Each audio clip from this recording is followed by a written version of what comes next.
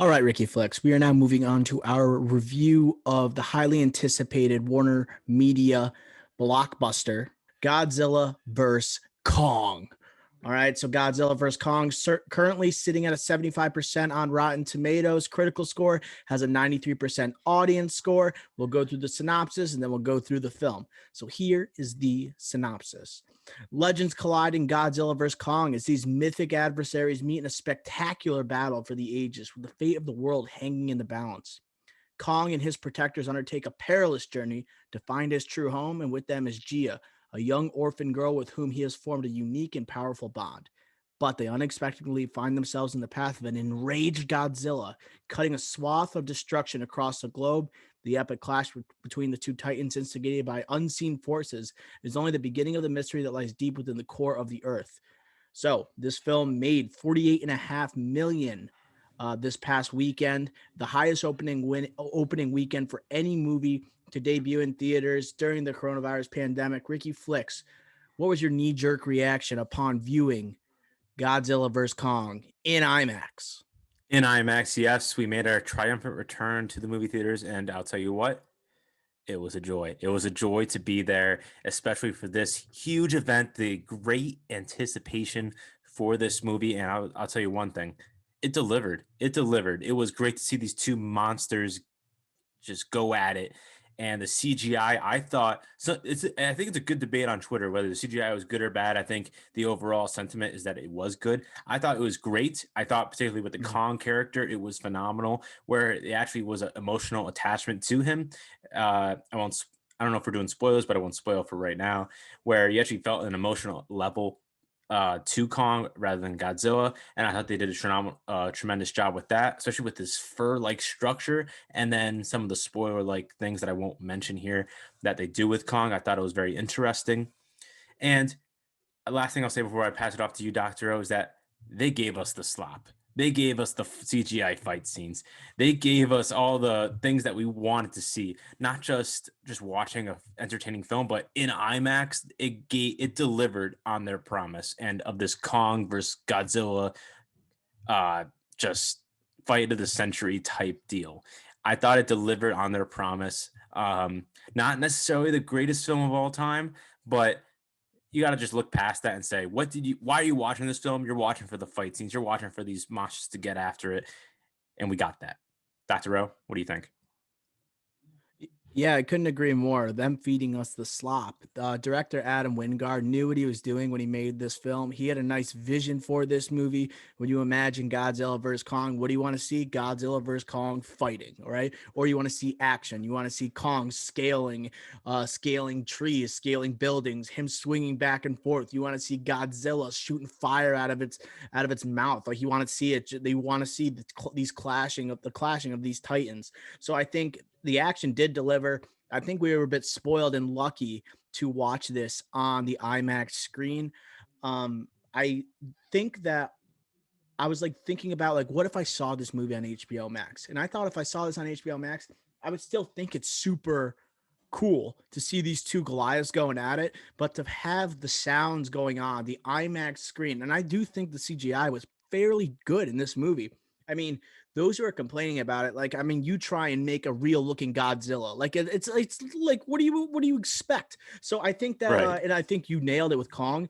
Like you did feel an emotional attachment to Kong. And that's historically, when you think of King Kong movies, he's kind of like a softie deep down. Yeah. That's Kong. Like Mm-hmm. Godzilla in this is like kind of like I know we actually had Mecha Godzilla later on in this movie. Spoiler alert, but it's also in the trailer. But at the same Tap the time, 15 Godzilla is second more rewind like button. I'm just gonna do what I'm gonna do. Like I'm just going to I have a job. I'm gonna do that job, whether I'm evil or whether I'm good. Kong is like a bit conflicted at times, even though he can't talk. I like the aspect that he knows sign language, and that goes with like We're just going to obviously jump apes in. knowing sign language and everything like that.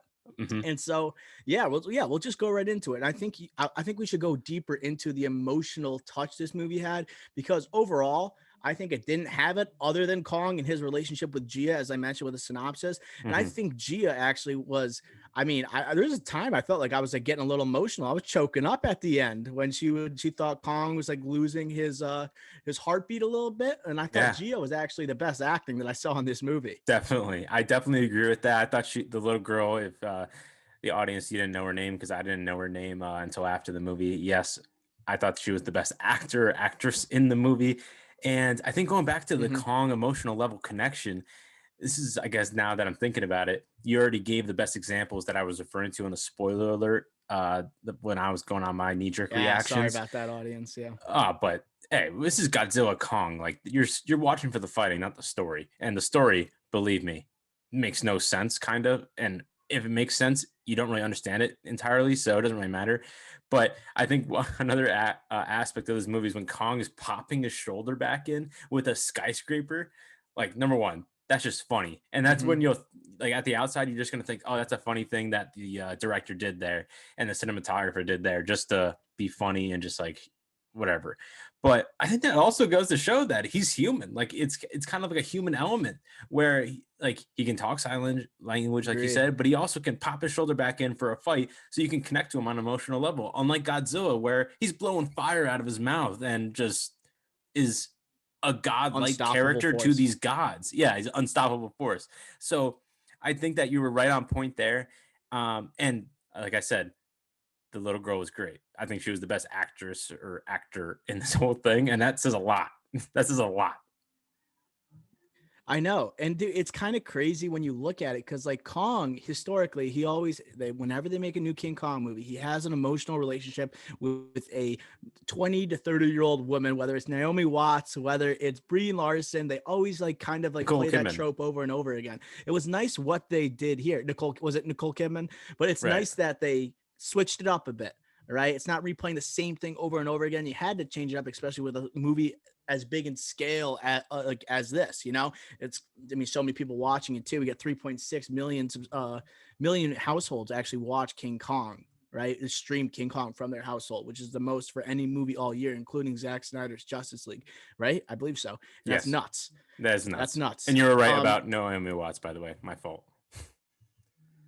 Naomi Watts. Yeah, yeah, I figured. She My does look fault. similar. They got the same like white pasty skin. But I also wanted Yep. to bring up when like Kong, like when he pops out his shoulder, it's just reminded me of like a guy in his like high 30s playing men's league basketball, and he's like, it's late in the game, I gotta suck it up, we got no subs, this is what we gotta do, we gotta get it done, right? Like I Yes. gotta be able to set this What a screen so I can have comparison. the high school stud like make a three, I gotta do what I can to make sure Earth survives this epic fight, or else Mecha Godzilla is just gonna go off. um I mean, I think I do want to talk. We're kind of praising the CGI. We love the battle. We get the slow mo Kong like punching Godzilla and say, "Hey, he's got some fight in him." But I think the audience can sense we do have a lot of criticisms for this movie, and I think one of them has to be with the fact that this was like a part of a universe, and it kind of suffered from the fact that it was a part of a universe in terms of inclusion of characters, actors that didn't have to be there, kind of like trying to merge stories. What do you think of how Wingard kind of combined the ideas of Godzilla, King of the Monsters, Kong Skull Island into this kind of like culmination of a film? Wow, I think that's a phenomenal question. Um, I'm a little taken aback. That was a great question because I think that's something that people are overlooking right now. Thank you, thank you. I think that Millie Bobby Brown and that whole storyline was absolute trash. I think Yeah, that's one of the terrible. worst storylines I've seen in a decent film in a long, long time. And Millie Bobby Brown, obviously, we're thinking Stranger Things. We're thinking she's actually a good actress, but in this, like, get out of my face. I didn't want to see any of that. Like I said in the beginning, give us the slop with all the fighting. We don't want to see anything else. And this, like, it was just terrible. And the fact that Kyle Chandler was in 2 scenes, maybe 3 in this movie, and that was it, that kind of just like takes away what they could have done, where they could have used an actual good actor to try to advance that human element, not the human element storyline. But they didn't. And it was just a waste of Millie Bobby Brown, a waste of Kyle Chandler, and also a waste of Fire Fist, our boy from Deadpool 2. Fire Fist. Dude, He he's was abysmal. horrendous. He's He abysmal. was awful in this movie, and it was so sad to see him go from a huge box office success with Ryan Reynolds and Josh Brolin and Zaza Beats to this. I know another huge blockbuster, but just such a step back in his career. I know he's so young, so it doesn't really matter. But it does matter really in the long term for his resume, because a blockbuster like this, you don't really get you don't usually get a Deadpool 2, then this in on your resume. You usually get one. When you get Mhm. two this early in your career, this is memorable. So that was a little step back for him. So yeah, I think a great question. Like I said in the beginning, props to you, but that human element storyline was atrocious and no point whatsoever until the end of the movie when it still barely had an effect. This is where like all movie universes, all franchises now they fail in terms of trying to copy what the Marvel Cinematic Universe has done, where it's like you can Yes. have a cameo, but the cameo has to be enough where it's moving the story along or it's enough to intrigue the audience. I know Millie Bobby Brown is in this movie because her name is Millie Bobby Brown. Like she's not Stranger Things. literally. I know we already went into spoilers a little bit. She contributes nothing to the actual story of this movie. Brian Tyree Henry, I actually love him as an actor. Check him out in Widows if you haven't seen him. I'm Yes. excited to see him in Eternals, but I thought he was such failed comic relief in this movie, and that's The what really podcasting, that was that like was the just a track to the millennial trending, like what's trending right now, right. podcasting, and they wasted such a good actor on that. Mm-hmm.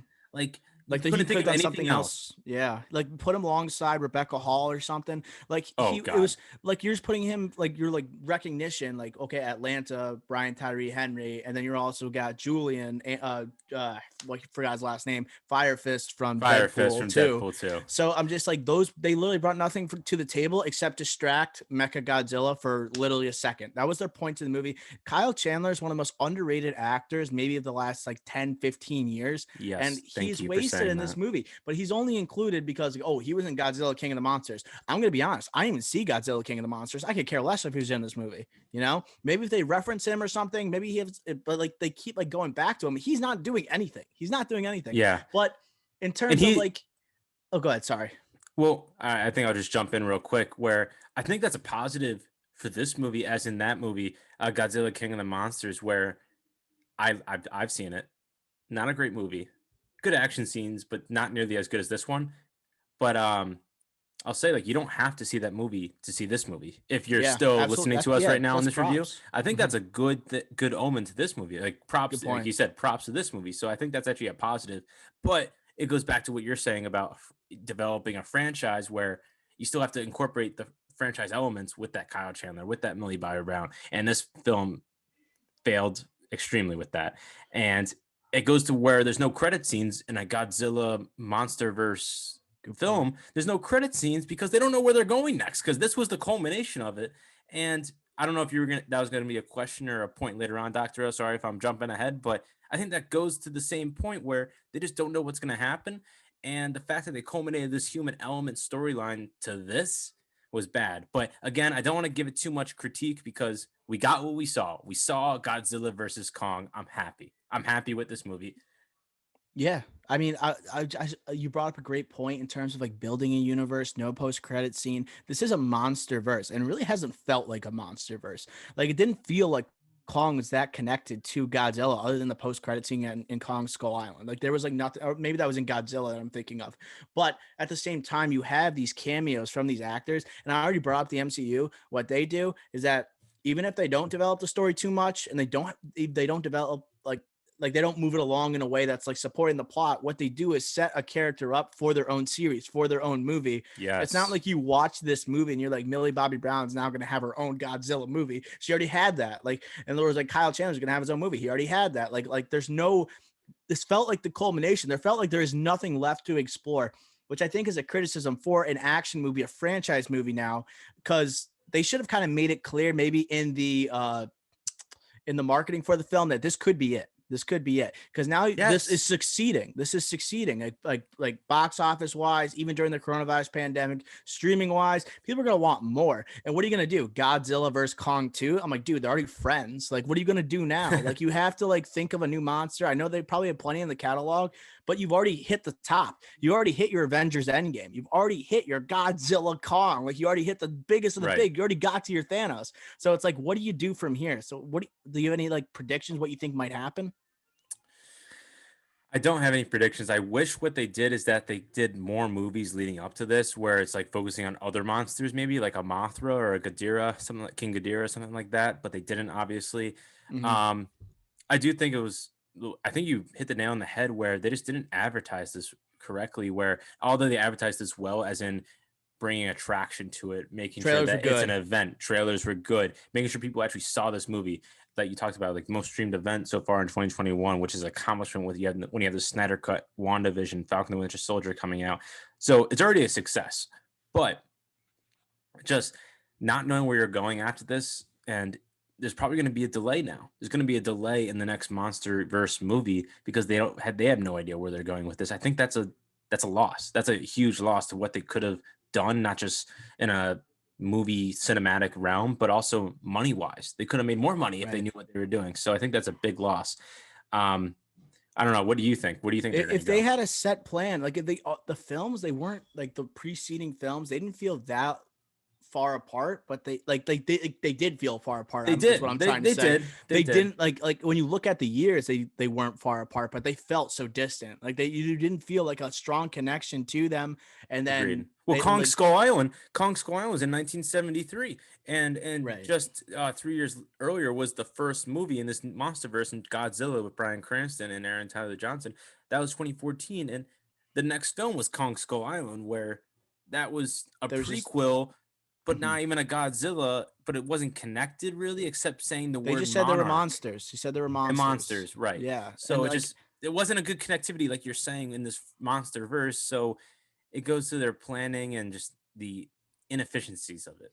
right. And like I'm happy that this succeeded because even if this is the last film, I'm okay with that. Like it doesn't have to be another film. Like maybe Godzilla and Kong, or they're gonna be rebooted at some point. But at least you got to see them fight on a large scale. And where this movie succeeded was the actual fighting, and it was a spectacle to see. And it's hard to like live up to those battles sometimes. You didn't just have Yes, one final battle with Godzilla and Kong. You saw throughout the movie those like monsters fighting. You had Mecha Godzilla fighting. You have a three-way fight, and it was special to watch, and especially in IMAX, where I was talking about before, we were a bit spoiled. But what I do want to talk about, I think we both had a criticism like after the movie, is that how excuse me, I almost like coughed a little bit, but it's how these fights ended, where it's like the first fight in the Mhm. sea, with Godzilla and Kong. It's like Godzilla is getting beaten the crap out of as expected. He's down, and like everyone's like confused what to do because like Godzilla is this unstoppable force, and we were already in spoiler territory, so I'll just say it. They Yeah, just say, "Let's play dead. Let's shut everything off. Just terrible. pretend like we're not here." As if he can't see you, as if like Joe, just make him think like he's king. I'm like, what? Like it's just like it didn't fit the actual mood where he is just destroying everything in his path. Like nothing is stopping him, and you just stop fighting and just like, I mean, that's like you're the little brother in a fight, and you just like cringe and just like don't do anything, try and go to sleep. You think the older What are you brother trying to just say stops here, fighting? Doctor O? Does the older brother just stop fighting? Just feels bad for you? No, like it's just like that. I think that didn't fit. What was the other scene, Flex? Do you remember where Well, like I think the big one is a good way of actually not killing Kong or Godzilla is bringing in another monster, Mecha Godzilla. yeah, That kind of ends that controversy. I think that's a perfect one where it's like, oh, that's a good way to get out of distract. this issue of not to kill somebody when we might have like 13-year-olds watching or something like that. I think that was a perfect one. Right. And it almost like, and I know we talked about also that was good where like Mecha Godzilla, you needed someone to split those two. And like, it kind of fell under the same blueprint as I'd said before to you off screen or off mic was Batman versus Superman. Batman versus Superman, you have these two titans fighting, and then you eventually have right Doomsday who comes in, Lex Luthor who brings him in to kind of like separate the two. But the thing about this movie, they advertised it so much that Godzilla and Kong were going to be fighting, they couldn't just have one scene of them fighting, right? So I kind of Mhm. respect that Wingard was just like, I gotta like feed the audiences. I gotta give them Give this. us the slop. Everybody just wants to see these dudes duke it out. That's Right. all anyone wants to The see. axe. And He so brought an axe to the fight, a right. And monster fight, I think that was cool because like everyone at the beginning was a like different Godzilla element. can't compete. And then like I Or also Kong thought can't compete. when they went to the core, which is where the monsters are from and where Godzilla, where Kong is from, I thought that was pretty cool in like in terms of visually how it was like the anti-gravity, it's like reverse gravity, I should say, and the reversals, like the rocks, and then that kind of separates like these two different worlds within the core. You know what I'm talking about? So Yes, I but think. I like visually, I thought that was cool, Yes. and like it just went beyond like, okay, it's not just about them fighting. It's like in terms of like if we're looking at like an action movie, right? And you're talking about these creatures from different lands. I think they explored that like decently and look good on CGI as well. Why don't that world again? I completely agree with you, but why do monsters even leave the Hollow world? Yeah, not explained. Why do they leave? It makes no I sense. I guess That that's where world's they could go perfect. next, man. I think they can go next with the origin movie. If now Maybe we're discover some new monsters, maybe, and Kong kind of ruling over them. I yeah, don't know. I was gonna say like you could do an origin story on Kong, but at the same time, you already built this Ooh, up origin so story. high. Like an origin of Kong, his family, him on the That's throne. pretty good. You could That's do pretty that, good. but at the same time, like you just did a Godzilla Kong movie. You're gonna go revert back to It will just never live Kong. up It's to those just expectations. yeah, it's tough. And I guess you could, but you have to admit at that time it's not gonna do as well.